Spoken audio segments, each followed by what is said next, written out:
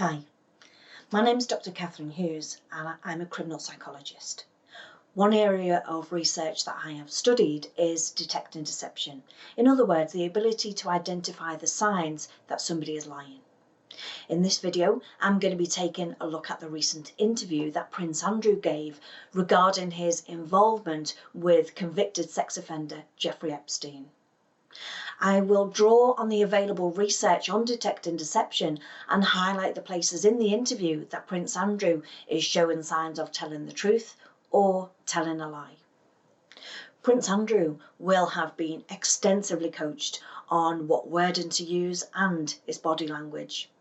When people communicate, they do so through several channels, such as their speech, their facial movements, their body language, the pitch, tone and speed of your voice. And it's impossible to consciously control all of these channels at once. Therefore, even a person who has been extensively coached may subconsciously leak information.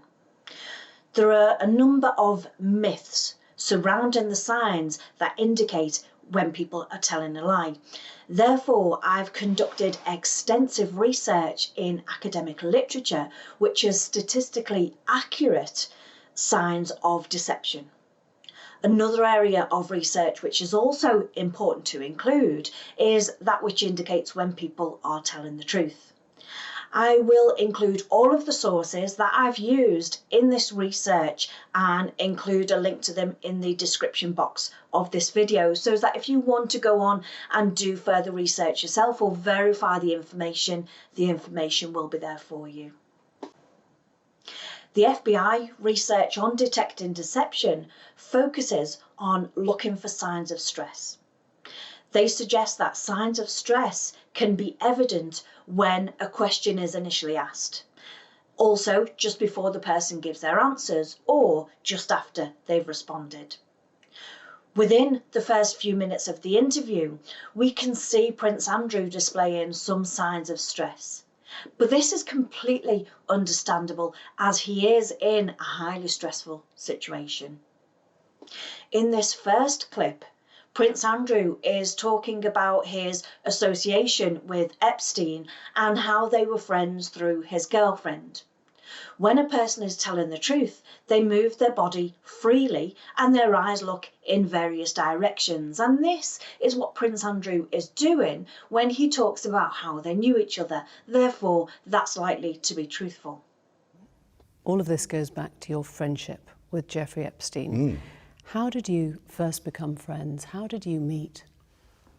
Well, I met through his girlfriend back in 1999, and I'd known her since she was at university in the UK. And it would be, to some extent, a stretch to say that as it were, we were close friends. I mean, we were friends because of other people. And I had a lot of opportunity to go to the United States. But I didn't have much time with him. I suppose I saw him once or twice a year, perhaps maybe maximum of 3 times a year. And quite often, if I was in the United States and doing things, and if he wasn't there, he would say, well, why don't you come and use my houses? So I said, that's very kind, thank you very much indeed. In this next clip, he talks about how he has no idea how he's got the title of the party prince because he's never really partied. He raises his eyebrows, which indicates surprise. He goes on to talk about his marriage and how he was happily married. Again, he raises his eyebrows and also shakes his head whilst giving this response. When a person's facial and head movements don't match their words, it's usually an indicator of deception. You were perceived by the public as being the party prince. Was that something you shared? Well, I think that's also a bit of a stretch. I don't know why I've collected that title, because I never have really partied. I was single for quite a long time in the early 80s, but then after I got married, I was very happy, and I've never really felt the need to go and party. And certainly going to Jeffrey's was not about partying. Absolutely not. You said... In this clip, he does appear to raise his eyebrows at some points. However, his body language seems relaxed and he moves his arms while he's talking, which is indicative of somebody who's telling the truth. I mean, I don't go into a friendship looking for the wrong thing, if you understand what I mean. I'm an engaging person. I want to be able to engage. I want to find out. I want to learn. And so you have to remember that I was transitioning out of the Navy at the time.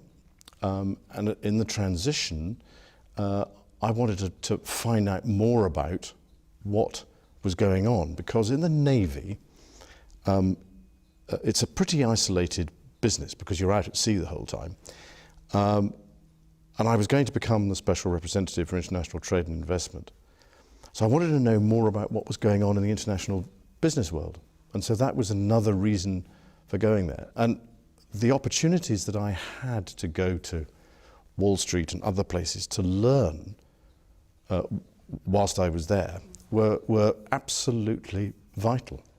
When Prince Andrew talks about inviting Epstein to his home and throwing a birthday party for Ghislaine, he shakes his head whilst giving his answer, which indicates deception. Liars tend to leak out information through various sources, such as their head or facial movements not matching their words. In that aspect. Am I right in thinking you threw a birthday party for Epstein's girlfriend, Ghislaine Maxwell, at Sandringham? No, it was a shooting weekend. A shooting weekend? Just a straightforward shooting weekend. We know from the research that when a person is lying, they will often tell you how they couldn't possibly have done or seen anything. And this is what Prince Andrew does in this clip. He also inadvertently says that there's a possibility that he might have known something by including the phrase, if there was. You have to remember that at the time, I was patron of the NSPCC's Full Stop campaign, so I was close up with what was going on in those time about getting rid of abuse to children. So I knew what the things were to look for, but I never saw them. So you would have made that connection because you stayed with him, you were a visitor, a guest on many occasions at his homes, and nothing struck you as suspicious? Nothing. During that whole time? Nothing. The pitch and tone of a person's voice can also indicate deception. We naturally include an inflection onto the end of a word when it's meant at a question. For example, we might say, "My mother was very understanding when I spilled a drink." Prince Andrew does this when he says that Epstein was understanding about breaking off the friendship. This indicates that he's unsure of what he's saying or doesn't believe it himself. Prince Andrew also says that Epstein accepted a plea bargain or whatever it was, in his words. At no point did he acknowledge Epstein's guilt. Although this isn't indicative of deception, it's certainly not acknowledging his guilt. What did he say when you told him that you were breaking up the friendship? He was what I would describe as understanding. He didn't go into any great depth in the conversation about what I was doing or what he was doing, except to say that he'd accepted whatever it was, a plea bargain. He'd served his time, and he was carrying on with his life. You see what I mean? Prince Andrew was asked about attending a party at Epstein's house. At first he says he didn't go. Then he says there wasn't a party in December. Then he changes his mind again to say that he did go to a dinner party there. Throughout this section, he continues to block with his eyes by blinking a lot. His body movements decrease and his head movements don't match his words. We also know from research into deception that liars tend to trail off with their answers and they give sharp intakes of breath. When a person talks with their palms facing up, they're indicating that they wish to be believed regardless of the content. He also includes another inflection at the end of the word honourable, as though it was a question. Again, he either doesn't believe himself or he's unsure about what he's saying. That was December of 2010. Yep. He threw a party to celebrate his release, and you were invited as the guest of honour. Oh, in 2010? That certainly wasn't a party to celebrate his release in December, because it was a small dinner party. There were only 8 or 10 of us, I think, at the dinner. If there was a party, then I'd know nothing about that.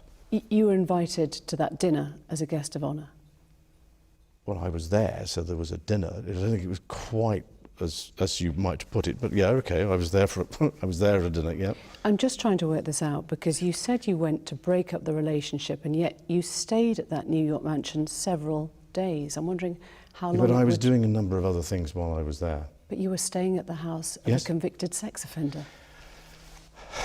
It was a convenient place to stay. I've gone through this in my mind so many times. At the end of the day, with the benefit of all the hindsight that one could have, it was definitely the wrong thing to do. But at the time, I felt it was the honourable and right thing to do. And I admit fully that my judgment was probably coloured by my tendency to be too honourable, but that's just the way it is. Because during... This next clip is extremely interesting. The interviewer says that John Brockman was a guest at the dinner party, and Prince Andrew shows surprise and even says, "Really?" But just a few seconds later, he says that he doesn't know who he is. Prince Andrew wasn't expecting that name to come up during the interview. He refuses to say that the statement he gave was false. Prince Andrew does this a few times throughout the interview. Instead of saying that a person is lying about what they've said, he says, "I don't remember," or "I can't recall," or "I can't comment." Furthermore, liars tend to give fairly short answers. Another guest was John Brockman, the literary agent. Now, he described seeing you there getting a foot massage from a young Russian woman. Did that happen? No. You're absolutely sure, or you can't remember? Absolutely sure. So John Brockman's statement is false? Well, I don't know Mr. Brockman, so I don't know what he's talking about. But that definitely wasn't you getting a foot massage from a Russian girl in Jeffrey Epstein's house? No. In the following clip, the interviewer asks about the allegation of having sex with Virginia Roberts. He sits much more rigidly throughout this section. The research on deception has shown that lying requires a lot of cognitive effort. A lot of effort goes into recalling the script of a lie, and therefore people don't move their body. When the allegations are put to him, he says that he has no recollection of ever meeting this lady, instead of saying that she's lying or it didn't happen. The interviewer then repeats the allegations, and Prince Andrew nods his head after each one. He also doesn't break eye contact much throughout this clip. Research has shown that liars will tend to hold their gaze towards people. Then he goes on to say that he was never in tramps with Virginia Roberts, and he goes on to say why he couldn't possibly have done it or been there. Research on deception has shown that liars will not include their emotions in the recall of a lie, and they will keep it to the details of the event. July of this year, Epstein was arrested on charges of sex trafficking and abusing dozens of underage girls. One of Epstein's accusers, Virginia Roberts, has made allegations against you. She says she met you in 2001. She says she dined with you, danced with you at Tramp nightclub in London. She went on to have sex with you in a house in Belgravia belonging to Ghislaine Maxwell, your friend. Your response? I have no recollection of ever meeting this lady. None whatsoever. You don't remember meeting her? No. She says she met you in 2001. She dined with you. She danced with you. You bought her drinks. You were in Tramp nightclub in London. And she went on to have sex with you in a house in Belgravia belonging to Ghislaine Maxwell. Didn't happen. Do you remember her? No. I have no recollection of ever meeting her. I'm almost, in fact, I'm convinced that I was never in Tramps with her. There are a number of things that are wrong with that story. One of which is that I don't know where the bar is in Tramps. I don't drink. I don't think I've ever bought a drink in Tramps whenever I was there. In the clip that we've just seen, Prince Andrew appears to contradict himself. He first stated that he doesn't know where the bar is and has never been there. But then he goes on to say he's never bought a drink whilst he's been there. Research has also proven that liars will include precise and exact timings and details to prove that they couldn't possibly have been involved in the act. Do you remember dancing at Tramp? No. That couldn't have happened because the date that is being suggested, I was at home with the children. You know that you were at home with the children. Was it a memorable night? On that particular day that we now understand is the date, which is the 10th of March, I was at home. I was with the children. I'd taken Beatrice to a Pizza Express in Woking for a party at I suppose sort of 4 or 5 in the afternoon. And then because the Duchess was away, we have a simple rule in the family that when one's away, the other one's there. I was on terminal leave at the time from the Royal Navy, so therefore I was at home. Why would you remember that so specifically? Why would you remember a Pizza Express birthday and being at home? Because going to Pizza Express in Woking is an unusual thing for me to do. A very unusual thing for me to do. I've only been to Woking a couple of times, and I remember it weirdly distinctly. As soon as somebody reminded me of it, I went, oh yes, I remember that. The interviewer asks Prince Andrew to clarify whether he knows that he didn't meet Virginia Roberts or that he doesn't remember, and he responds with, he doesn't remember. Whilst this isn't a sign of deception, it doesn't seem to fit with the seriousness of the allegations that are being made. I know that if I were to be accused of having sex with somebody that I've never met, I would say as clearly and loudly as possible that we have never met. Do you remember meeting her at all? No. Do you know you didn't meet her, or do you just not remember meeting her? No, I don't know if I've met her. But no, I have no recollection of meeting her. Because she was very specific. She described the dance that you had together in Tramp. She described meeting you. She was a 17-year-old girl meeting a senior member of the royal family. Never happened. She provided a photo of the Yes. two of you together. Yes. Your arm was around her waist. Yes. You've seen the photo. I've seen the photograph. How do you explain that? I can't. Because I have absolutely no memory of that photograph ever being taken. Do you recognise yourself in the photo? Yeah, it's pretty difficult not to recognise yourself. Prince Andrew makes repeated claims about not being able to remember, more so than denying things outright. I personally think that the best way to tell a lie is to have elements of the truth within it.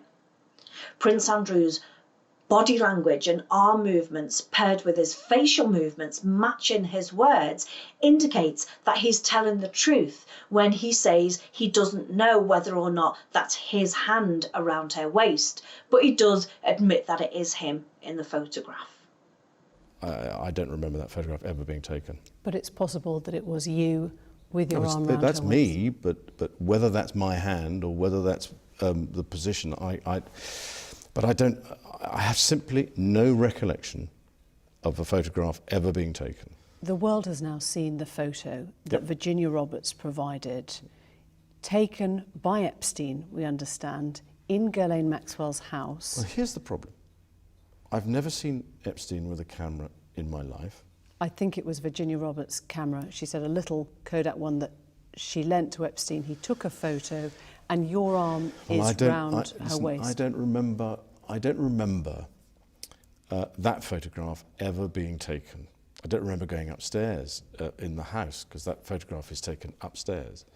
And I'm not entirely convinced that, I mean, that is what I would describe as me in that picture. But we can't be certain as to whether or not that's my hand on her, whatever it is, left side. You think that... Because I have no recollection of that photograph ever being taken. So why would somebody have put in another hand? You think it is you next to her in the photo?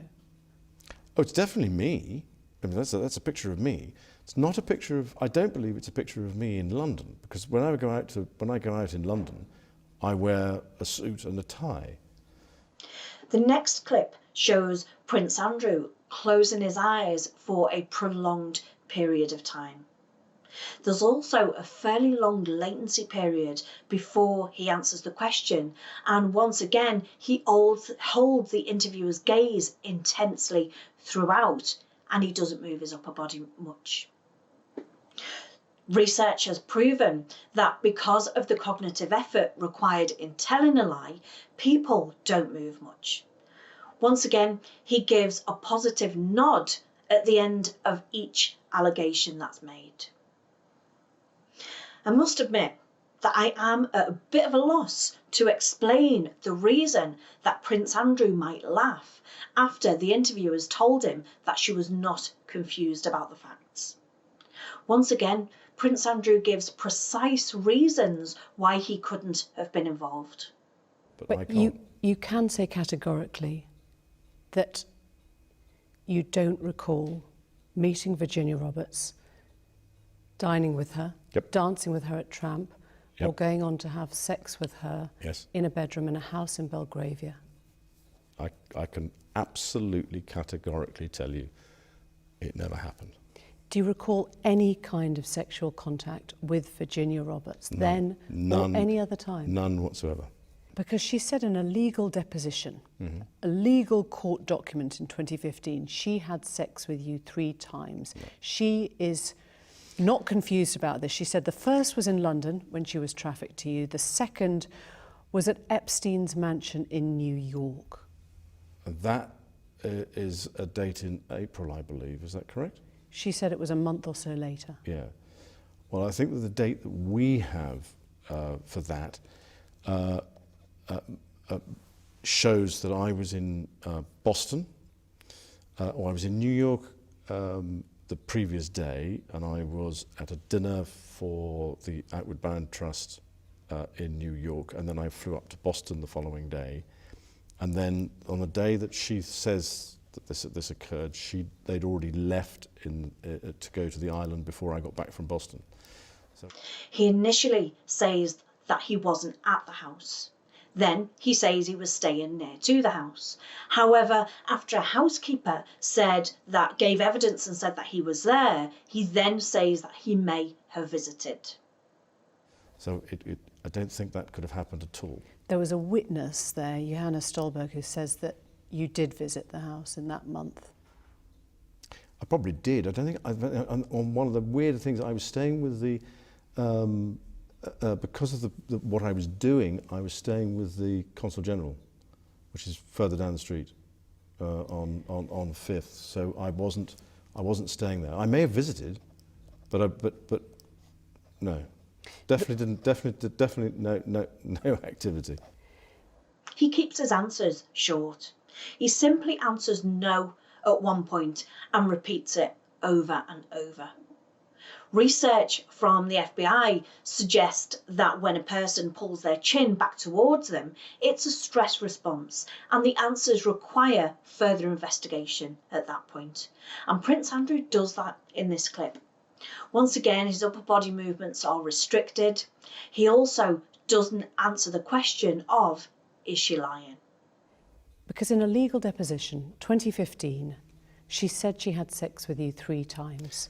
Once in a London house when she was trafficked to you in Maxwell's house. Yes. Once in New York a month or so later at Epstein's mansion, and once on his private island in a group of 7 or 8 other girls. No. No to all of it? All of it. Absolutely no to all of it. Why would she be saying those things? We wonder exactly the same, but I have no idea. Absolutely no idea. She made these claims in a US deposition. Mm-hmm. Are you saying you don't believe her, she's lying? That's a very difficult thing to answer, because I'm not in a position to know what she's trying to achieve, but I can tell you categorically, I don't remember meeting her at all. I do not remember a photograph being taken, and I've said consistently and frequently that we never had any sort of sexual contact whatever. In this next clip, Prince Andrew contradicts what he's said earlier. However, contradictions are not an indicator of deception. He said earlier that he was working with the NSPCC Full Stop campaign and so would have been aware and knowledgeable about the signs to look for. However, in this section, he says that he wasn't looking for signs of anything untoward whilst he was there. He moves his arms around in this clip, unlike the stillness of the previous ones. Moving around is an indicator of being truthful, so it's entirely possible that he believes he wasn't looking for the signs of abuse whilst he was there. If you are somebody like me, then people behave in a subtly different way. You wouldn't, first of all, I'm not looking for it. That's the thing. If you're looking for it, then you might have suspected now, with the benefit of a huge amount of hindsight and a huge amount of analysis, you look back and you go, well, was that really the way that it was, or was I looking at it the wrong way? But you don't go into these places, you don't go to stay with people looking for that. You could not spend time around him. That was what they said. You could not spend time around him and not know. Look, the other aspect of this is that I live in an institution at Buckingham Palace which has members of staff walking around all the time. And I don't wish to appear grand, but there were a lot of people who were walking around Jeffrey Epstein's house. I've included this clip in order to demonstrate the inflection at the end of a word, as though it was a question. Prince Andrew says that he thinks it was a bone in his neck and includes the inflection as though it's a question. And this is the exact same inflection that is used at previous points in the interview, meaning that he's unsure of the answers. Epstein was found dead. Yep. In prison. Yes. In August of this year. Yep. What was your response on hearing that he'd died? Shock. Some people think that he didn't take his own life. Well, there again, I'm not one to be able to answer that question. I believe that centres around something to do with a bone in his neck. The interviewer states that Jeffrey Epstein is dead. Prince Andrew gives a slight laugh and yes, which appears to me to be a sign of relief at the fact.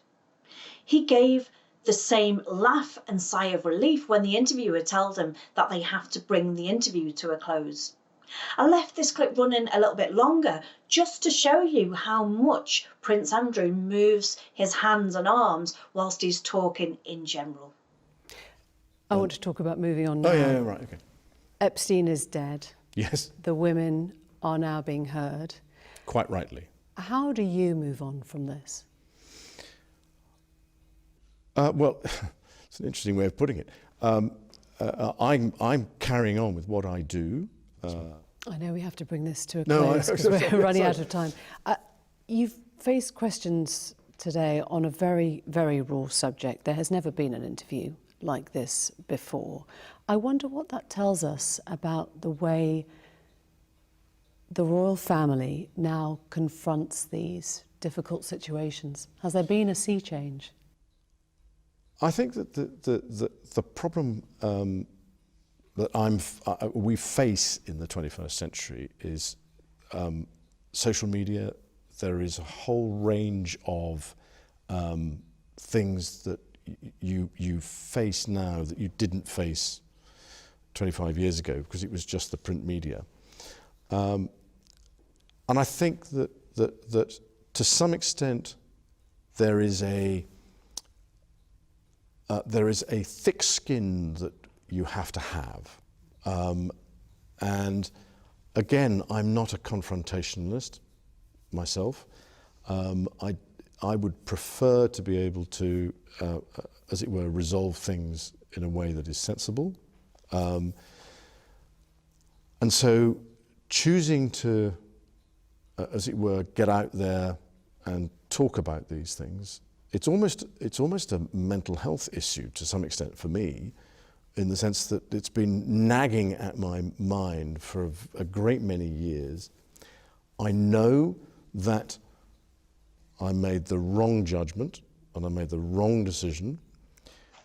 In conclusion then, there are several points during the interview where Prince Andrew appears to show signs of deception and signs of stress.